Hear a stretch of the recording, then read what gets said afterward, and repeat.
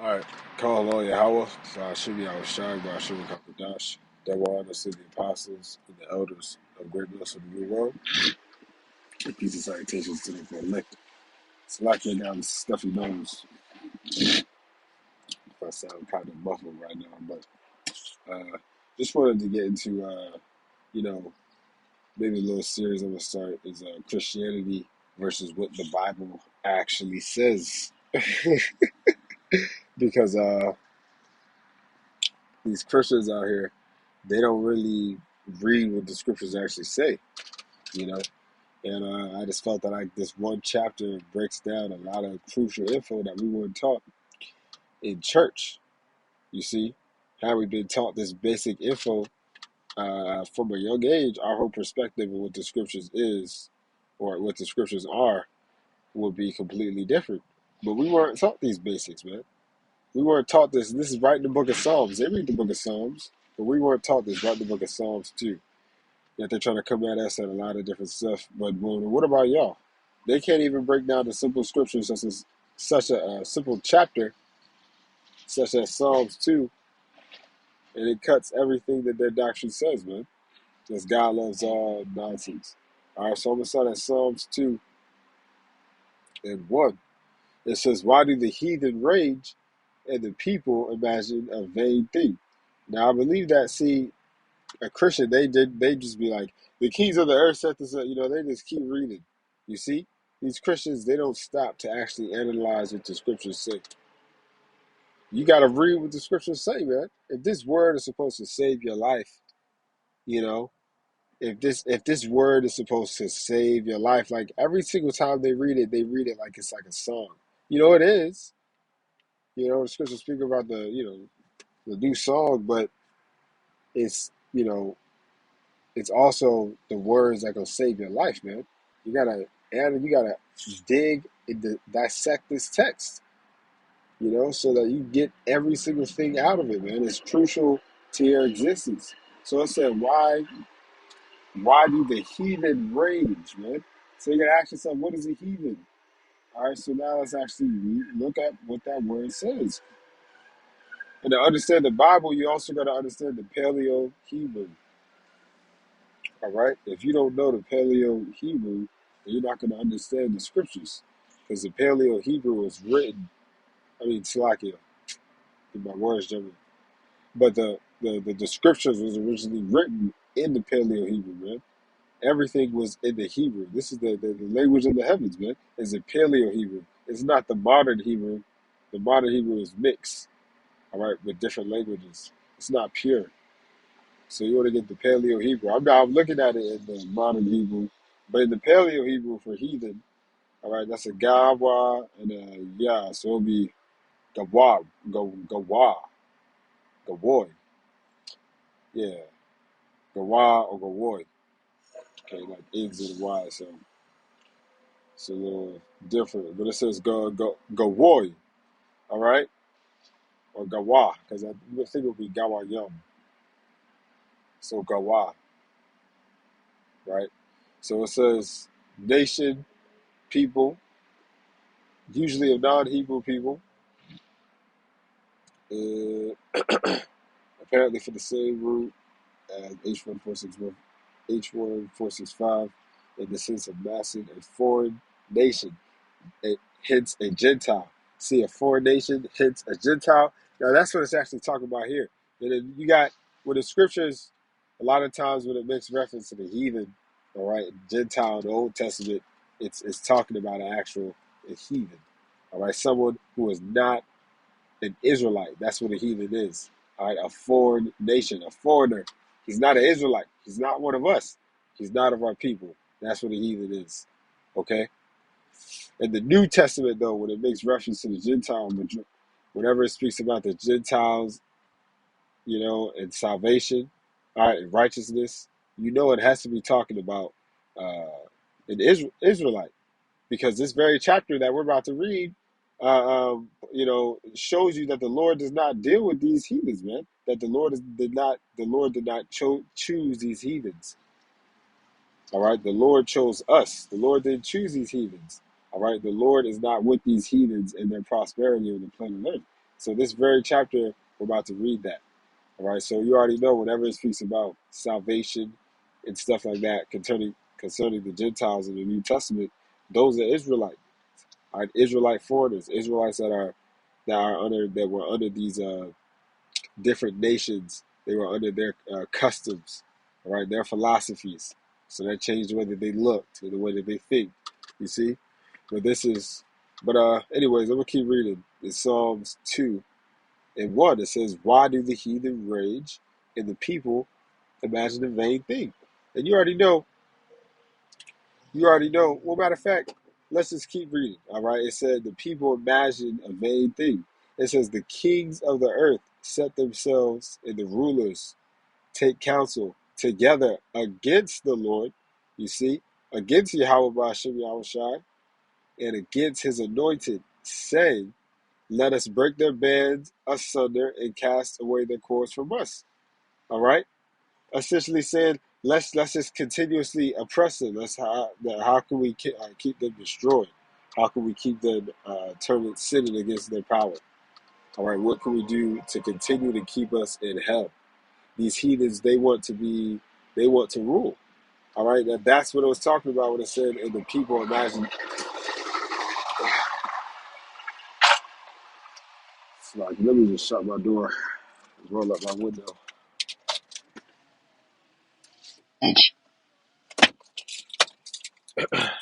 But that's what it's talking about when it said the people imagine the vain thing. These heathens are imagining that they're going to continue to rule, man. All right, after Esau's destroyed, all right, after America and everything's destroyed, that they're going to rule, that they're going to be next. You know, that Asia, you know, China, North Korea, you know, Kim Jong Un, whatever them niggas' names is. All right, they're imagining that they're going to be next, man. All right, that they're going to be the rulers. All right, that's a vain thing, man. That's a vain thing because it's not the Lord's will. The Lord did not. The Lord did not like that. The Lord is not with these heathens, man. The Lord didn't create you heathens to rule. You look at a heathen was not created to rule, man. Just because a damn Asian can cut fast and chop up stuff, that don't mean that they were created to rule. Those are skills of a servant. All right, yeah, a servant got to be good at that, cutting off fast and neat and orderly, because they're servants, man. That's what they were made to do.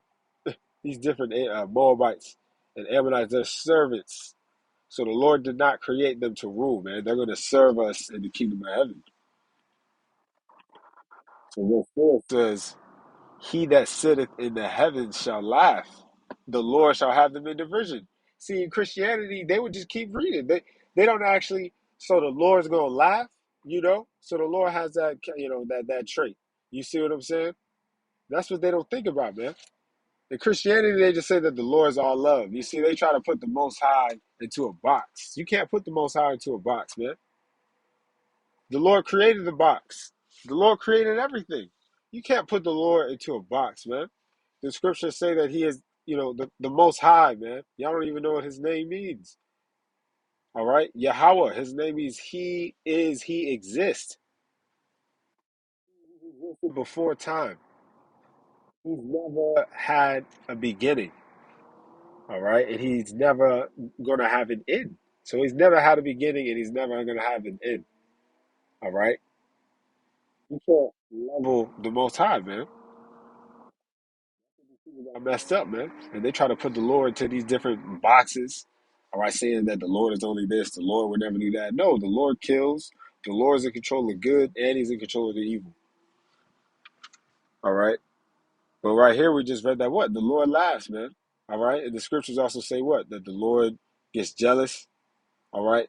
Yeah, the Lord hates. You see, Christianity, that's they just because they don't read the scriptures. It says, "He that sitteth in the heavens shall laugh, the Lord shall have them in derision." So it's really that word derision.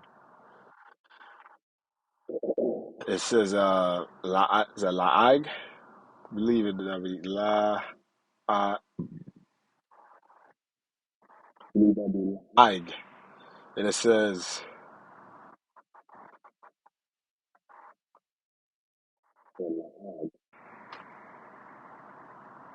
yeah, la'ag or la'ag. I believe it's la'ag. But it says to mock. to deride, to ridicule, to mock. All right, basically to mock. You know, it says by in the Strong's definition to deride by implication as if imitating the former, to speak unintelligibly, to have a diversion. You know, somebody mocking. You know, saying like duh. You know, duh. You know, the Lord's gonna mock them, man. By way of what? How he's gonna destroy this place. See, the Lord shows you. They just look on the planet Earth. That's the Lord showing you, man. The scriptures say the heavens declare His glory, man, and the earth is His footstool.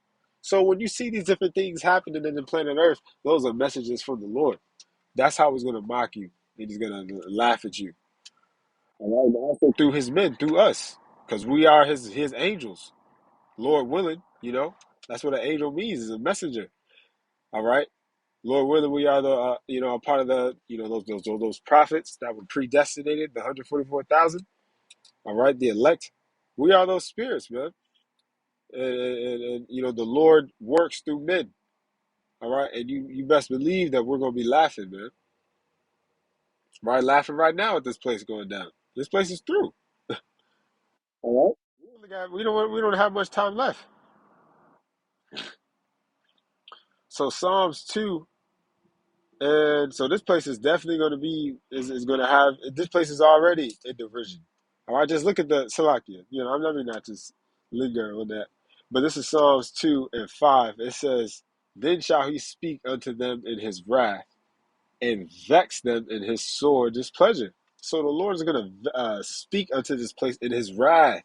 You see, America is going to be destroyed by a multitude of plagues, man. It's going to end, and it's going to end by way of what? Thermonuclear missiles, thermonuclear destruction. That's how this place is going to end. But before that, this place is going to be tormented. It's going to be tortured. It's going to all the suffering, all the torture that you could ever think of is about to happen in this place, man. That's how the Lord is going to speak into this place and these heathens, in His wrath. Because Esau, right along with the rest of these heathens, they're being taken. They're going to be taken out of rulership. All right, starting here in America, you know, and the other, and then when we come back, we finna take over this whole place, man. But America, this place is through, right? This is their capital with Esau and these heathens, man. Where they have Israel, where they have Jake, they have us in slavery over here. All right, but let me keep going. Psalms 2. Set my king upon my holy hill of Zion. All right, Yahweh Shai. It says, "I'll declare the decree. The Lord hath said unto me, Thou art my son, this day have I begotten thee." All right? Yahweh Shai is the only begotten of the Most High, meaning the first created, man. You know? So that's crazy. That's heavy because he's the first. All right? The only, really, because the Most High created Yahweh Shai, man. And through Yahweh Shai, that was everything was created. So Yahweh Shai is extremely important, and it's also extremely important to know that what Yahweh Shai is an Israelite. He's not a heathen. All right, he's an Israelite of the tribe of Judah. Okay, so he's not just one of these random people, man. Just because he's dark skinned, but not everybody that's dark skinned is the same. We're not the same as these Africans and these Hamites. All right, if you're just coming from Christianity, we're not the same as these people. Not everybody that's dark skinned is the same. We're not the same as these East Indians, as these Arabs. Okay, was a so-called black man, which you would see over here in America. He would look like a typical so-called black man, a Negro, all right, with woolly hair, white woolly hair. Okay, but he was of the tribe of Judah, man, which is you so-called black people. All right, but he was a Judite. He's not black. All right, he's an Israelite. All right, but it says Verse 8 says, 2 and 8, ask of me, and I shall give thee the heathen for thine inheritance, and the uttermost parts of the earth for thy possession. All right? That's it. Let me just look. Verse 9, thou shalt break them with the rod of iron, thou shalt dash them in pieces like a potter's vessel. So this right here is talking about what? Slavery. And Christianity, they don't read this. They don't go into this. When has this happened, man? When has Yahweh Shai had these nations in subjection? All right, as Yahweh Shai. When has Yahweh Shai? He hasn't, man. He hasn't come back yet, and that's what they don't understand. They don't understand what the day of the Lord is going to look like, because they're like, oh, the Lord's about to return. The Messiah is going to return, but they don't know what that looks like. Right here should give you a little glimpse of what it's looked like, of what it's going to look like, because he said he's going to ask. He said, "Ask of me, and I shall give thee the heathen for thine inheritance." And Yahweh Shai, he's going to take these heathens for thine inheritance. All right. He's inheriting all this. He's the firstborn. He's the only spirit created by the Most High Yahweh, man. All right. So Yahweh Shai, he's inheriting all of this, man. He already owns it all. All right. It's only a matter of time before we take it, and that's what they're not teaching us in Christianity. All right. That's why you thank the Lord. That's why you thank Yahweh Bashim Yahweh Shai that you're an Israelite. All right. Because goddamn, these heathens are heathen, man. They're created to serve us. They're going to be happy serving us in the kingdom of heaven. You know, don't worry. These heathens, these little heathens, are going to be happy in their place. All right, they're not fit to rule. They can't bear it.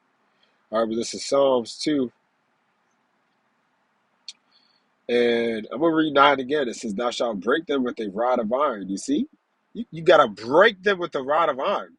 Yeah, I mean, you're gonna break a rod of iron on their back. You know, that's talking about slavery, and you can't get over that.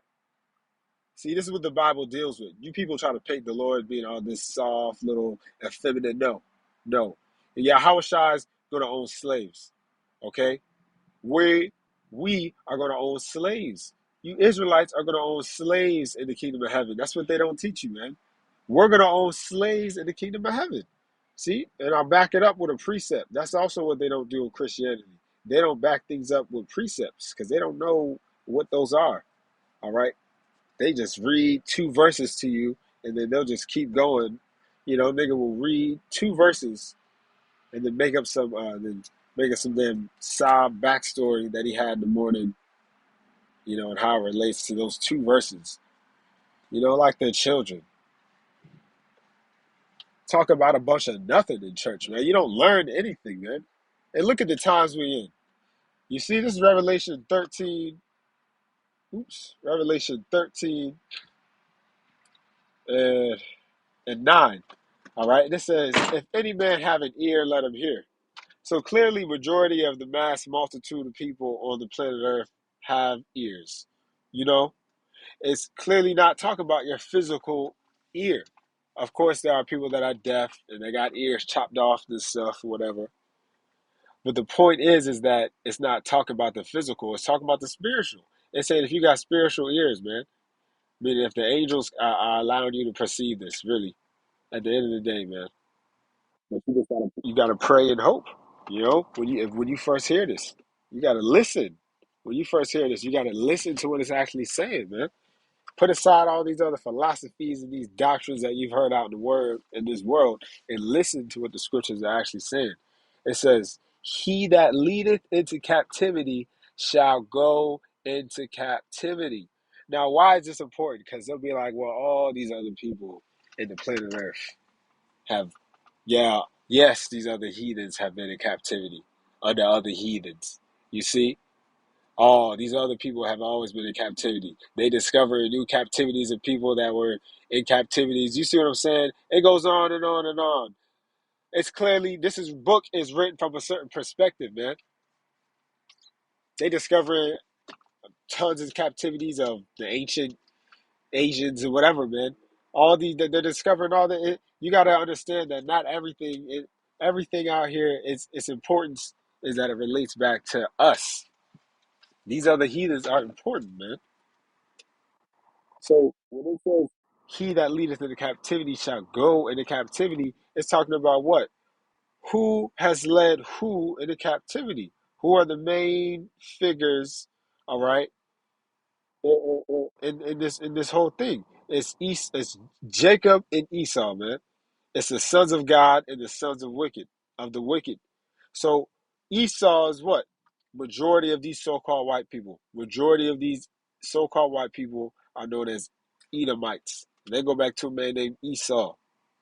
And that which means Ashashua, which means wasted away. His pigmentation was wasted away. So that's what majority of these so-called white people go back to.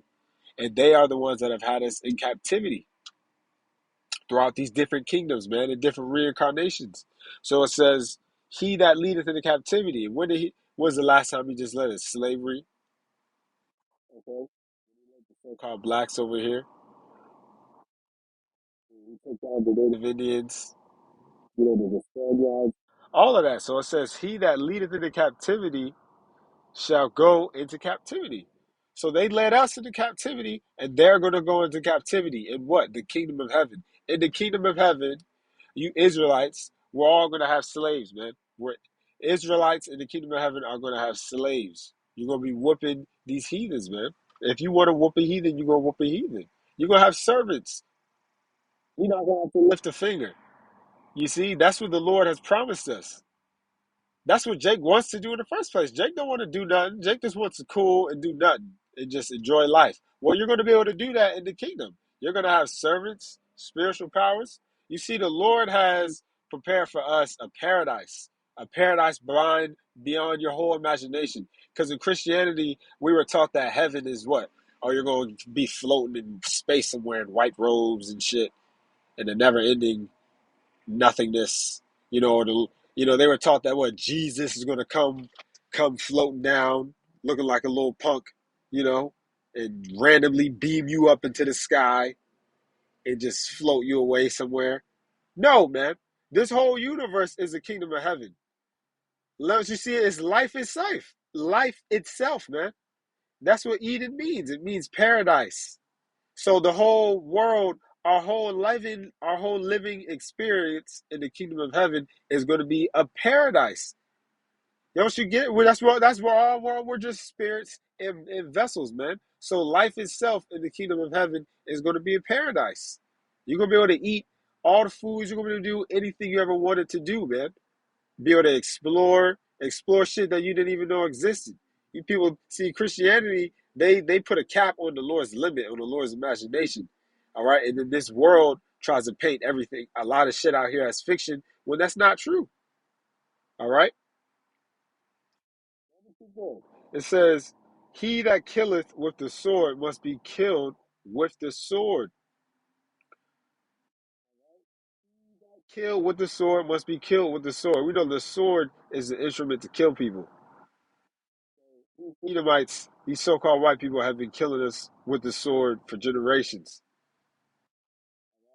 We just had one, all right, a few days ago. What that Buffalo, where that little Edomite went over there and was just shooting niggas, and I watched it, man. That little Edomite went over there and was shooting niggas, you know, and then he went up. See, I had to rewatch it because the first time I didn't know why he spared that like looked like a cop guard or something, and then he got to the Edomite in the lane, and he was like, "Oh, I'm sorry, I'm sorry." But if the nigga, the person before wasn't Jake, man. He was up in there killing niggas. All right, so this is a prime example of why you have to what? Understand the scriptures, and you'll have a peace of mind as to what's going on right now.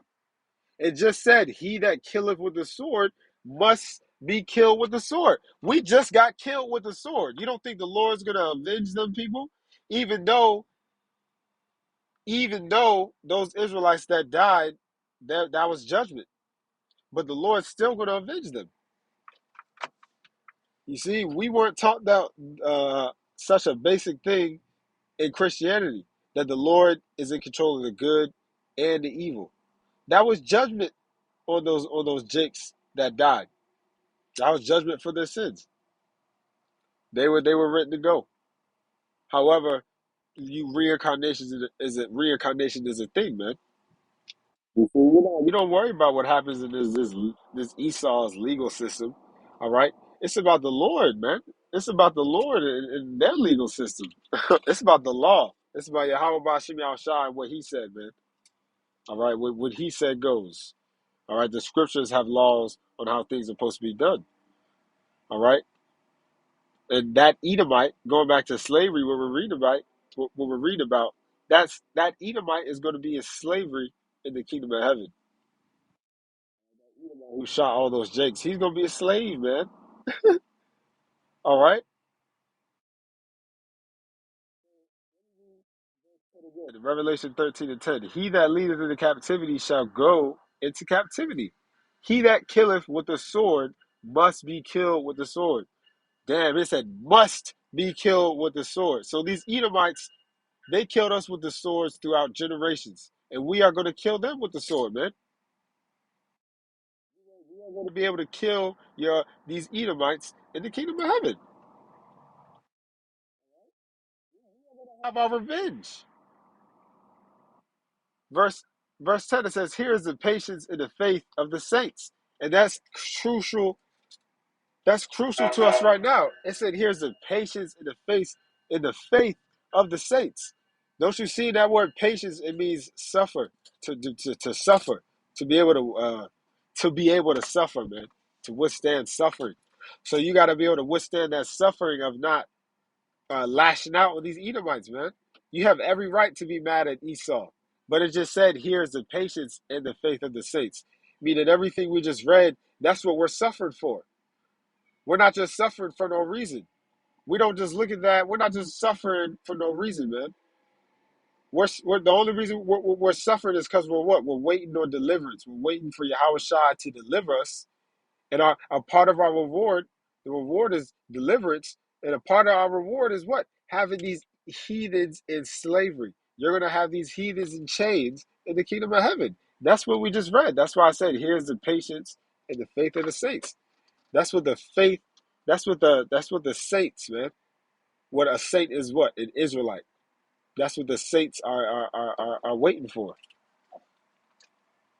But let me go back to Psalms 2.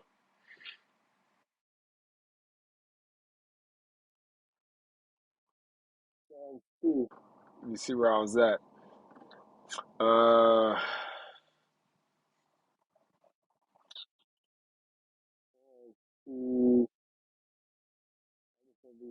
again, it says, I'm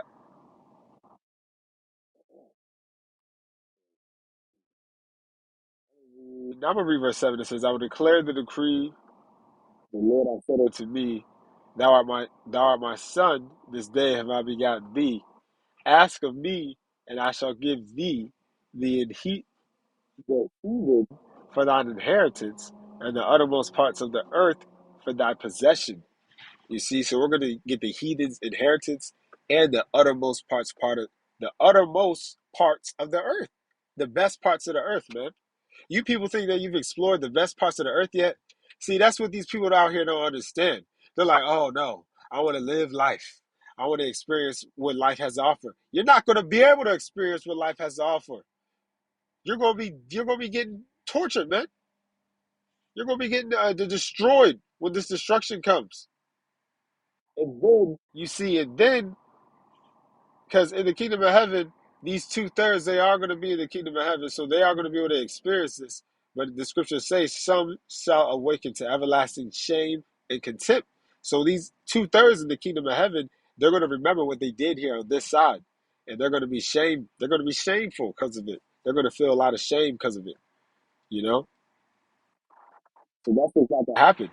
So yeah, you are going to experience it, but y'all are gonna have to get judged first, man. And that's scary. You shouldn't want to get that. I don't want to get that judgment, man. You know, we want to be refined as silver, man. I mean, Salakia. God damn it. Yes, yes, I'm getting jumbled up in these words, but we want to be seen as gold, man. All right, let me get a piece up for that.